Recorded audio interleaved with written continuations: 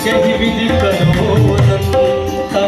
माया गुण ज्ञाना तीन रवाना, वेद पुराण बनता। करुणा सुख सागर सब गुण आगर, जही गावै सुति संता। सोममयित लागे जन अनुरागे, भयं प्रकट श्री कंता।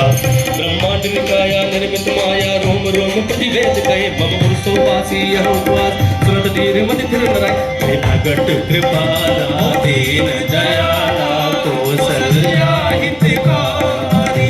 हर्षित महतारी मुनि मनहारी, अद्भुत रूप विचार।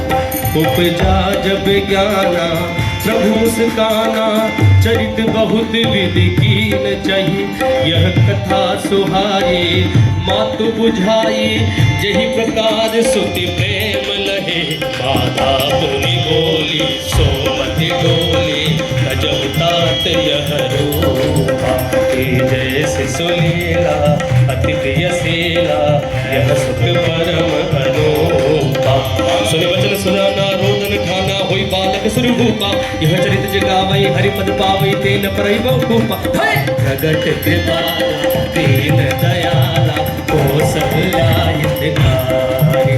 हर्षित महतारी मुनि मनहारी, अद्भुत रूप विचारी।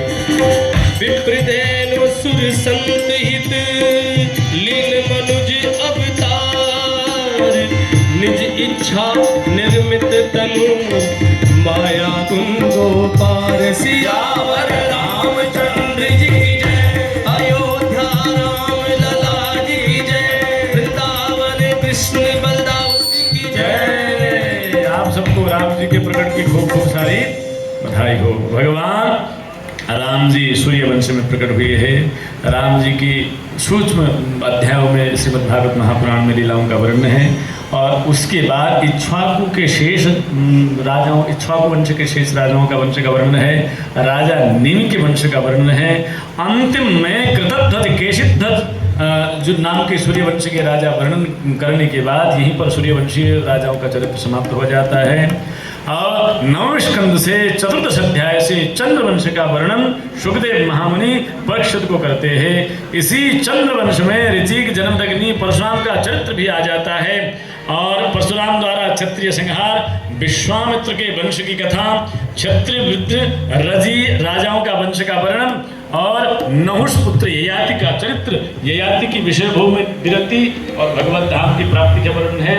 भरत वंश के राजा रंतिदेव का, पांचाल कौरव मगध देशीय राजा के वंश का वर्णन है। ययाति के पुत्रों का वंश का वर्णन होते होते नवम स्कंद समाप्त हो जाता है। दसम स्कंद भीतर महामुनि शुकदेव परीक्षित को कहते हैं, कथितो वंश विस्तारो होताम सुमुसुयो राज्ञाम चोहवश्यानम चरितम परमात्मतम। राजन, तुम्हें मैंने इतने सब कुछ सुनाया, तुम्हारी तृप्ति हो गई होगी। इसी चंद्रवंश में ही यदुवंश में भगवान कृष्ण प्रकट हुए हैं, ये भी मैंने आपको संक्षेप में बताया। लेकिन परीक्षित कहते हैं, मुनिवर आपने नौवें स्कंद में सूर्यवंश की तो बड़ी विस्तार से कथा कही, लेकिन चंद्रवंश का बड़ा ही छोटा वर्णन किया है। तो चंद्रवंश में भगवान नारायण यदुवंश में यदुवंशी बनकर प्रकट हुए हैं, उनकी कथा मुझे सुनने की बड़ी इच्छा है। भगवान शुकदेव परीक्षित को कहते हैं, राजन यदुवंश में एक राजा है। उन यदुवंशी राजाओं में से जो राजकुमार का नाम है वसुदेव। वसुदेव की विवाह देवक नाम के राजा की 6 पुत्रियों के साथ पहले हो चुका है। साथ में जो पत्नी के रूप में देवक की ही पुत्री देवक के साथ विवाह हुआ है। देवक उग्रसेन के भाई हैं। उग्रसेन की पत्नी पद्मिनी के गर्भ से कालनेमि के अंश से कंस नाम के पुत्र को उग्रसेन के घर में पाया है। जब वसुदेव का विवाह रोहिणी पौरवा आदि से हुआ, वो सब गौना लेकर के वसुदेव के घर गई। अंत में सबसे छोटी रानी देवी का विवाह वसुदेव से हुआ। वसुदेव अपनी सबसे छोटी पत्नी को घर लेने के लिए जो ही देवक के यहाँ गए हैं, बड़ा स्वागत हुआ है, बड़ा सत्कार हुआ है। कंस अपनी चचेरी बहन से बड़ा स्नेह करता है। रथ तैयार हो गया देवकी और वसुदेव की विदाई करने के लिए।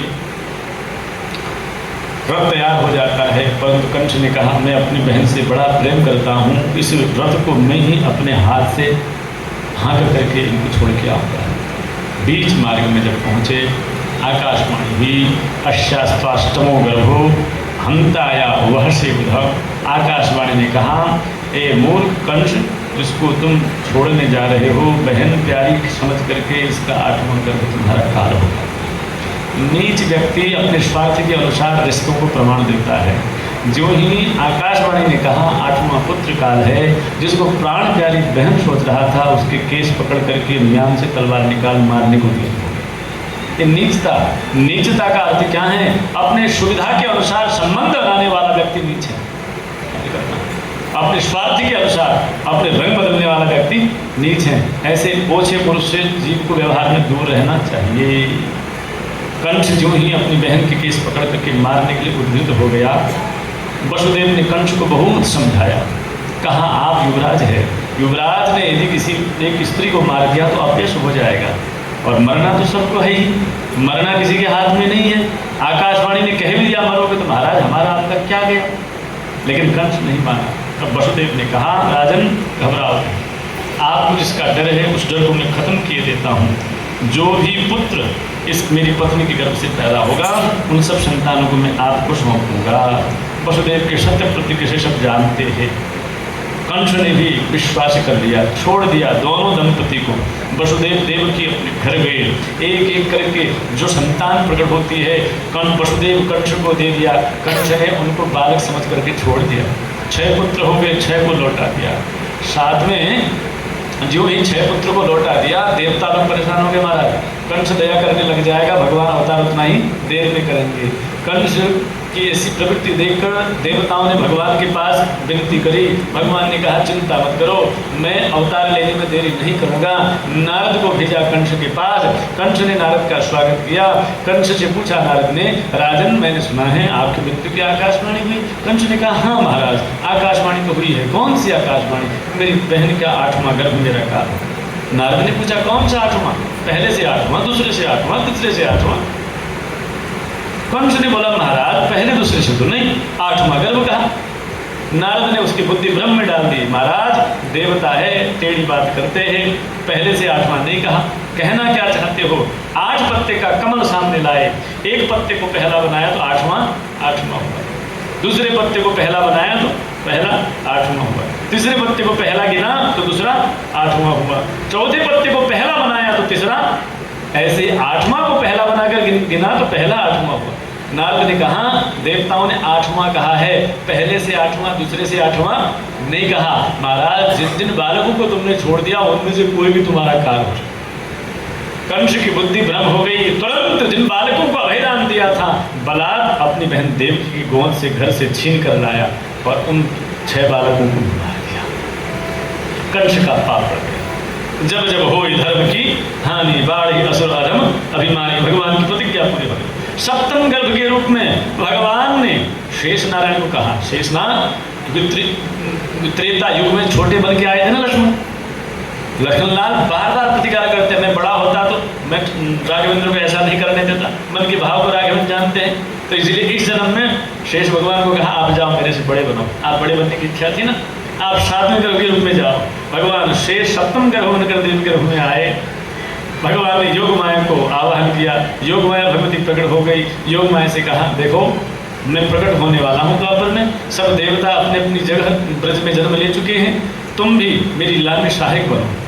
शेष भगवान मेरे अग्रज बनकर के मेरी होने वाली माँ के गर्भ में आए हैं। आप शेष भगवान को मेरी बड़ी माता रोहिणी के गर्भ में जो गोकुल में रहती हैं वहाँ स्थापित कर दो।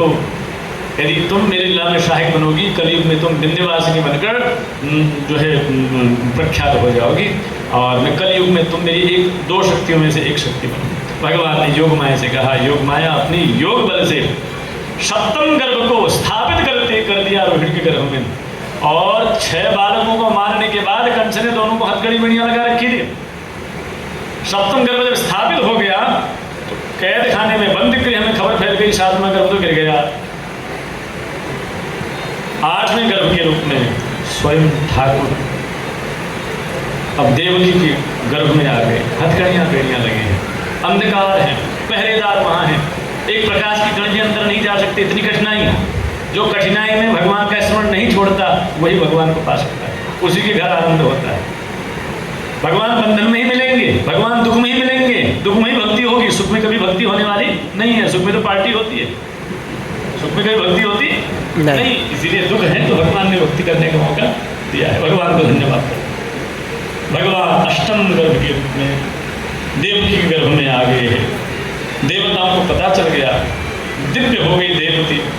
देवताएं सब उस बंदी गृह के ऊपर आकर गर्भस्थ भगवान की स्तुति करते हैं। सत्य प्रथम सत्य परम च सत्यम सत्यस्य योनि निहितम च सत्यम सत्यस्य सत्यम तत् सत्य नित्यम सत्यात्मकम त्वाम शरणं प्रपद्ये। देवता कहने लगे ठाकुर हमने तो सोचा आप भूल जाते हो प्रतिज्ञा करके, लेकिन नहीं, आप तो सत्य प्रतिज्ञा। आप कहते हो कि साधु की रक्षा, सच में आप हमारी स्तुति मान करके आप बंदी गृह में आगे, कैद खाने में आगे, आप सत्य है। आप जैसा कोई दूसरा सत्य है ही नहीं।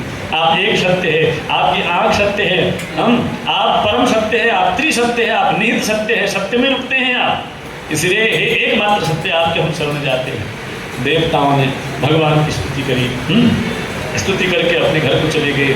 देवकी वसुदेव भगवान का स्मरण कर रहे हैं, भगवान का भजन करते करते। हथकड़ियाँ बेड़ियाँ लगी हैं, भगवान को बुलाना नहीं दिया, अपनी मर्जी से चल नहीं पा रहे, भगवान को कोई शिकायत नहीं करी। शिकायत प्रेम का सबसे बड़ा कुष्ठ है हरि।